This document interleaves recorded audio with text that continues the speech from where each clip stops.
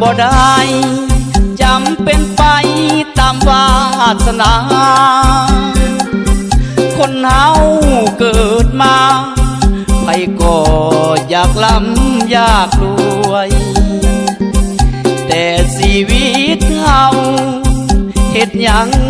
มีแต่ความสวยบ่ล้ำบ่รวยบ่มีเงินคำคือเพิ่นเฮ็ดนาเลี้ยงลูกบุกบืนเคียงคู่กับเมียหัวใจอ่อนเพลียเศรษฐกิจครอบครัวต่ำต้อยเงินคำขาดใจคิดไปหลายหัวใจเลื่อนลอยหมดไปก่อนอย่าได้ท้อถอยอย่าได้ใจลอยเฮาสู้ต่อไปเมียเอ่ยเป็นเมียที่หักของผัวเบิ่งแย่งครอบครัวเลี้ยงลูกยิ่งสายน้อยใหญ่ความพยายามบ่ดนเฮาคงจะได้พากันเลี้ยงเป็ดเลี้ยงไก่เลี้ยงงัวควายจะได้คือเขาอดเอาเด้อน้องเจ้าบ่ต้องน้อยใจเศรษฐกิจสังคมพาไปน้องอย่าน้อยใจสู้หน้าบ่ถอยสู้ไปบ่อยา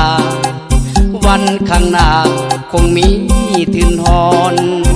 ให้น้องอดใจไว้ก่อนยังสิหอดมือตอนความสุขเด้อนาง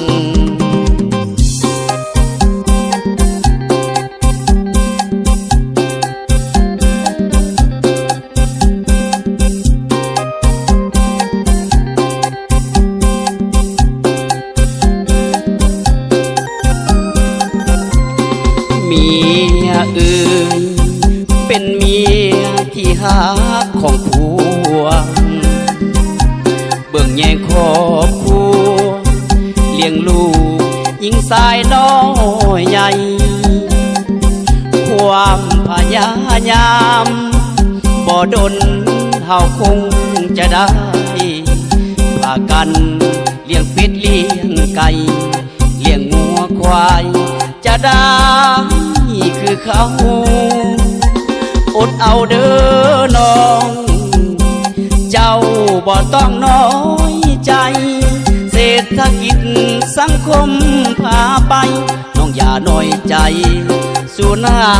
บ่ถอยสู้ไปบ่อยาวันข้างหน้าคงมีถึงหอนให้น้องอดใจไว้ก่อนยังสิหอดมือตอนความสุขเดิม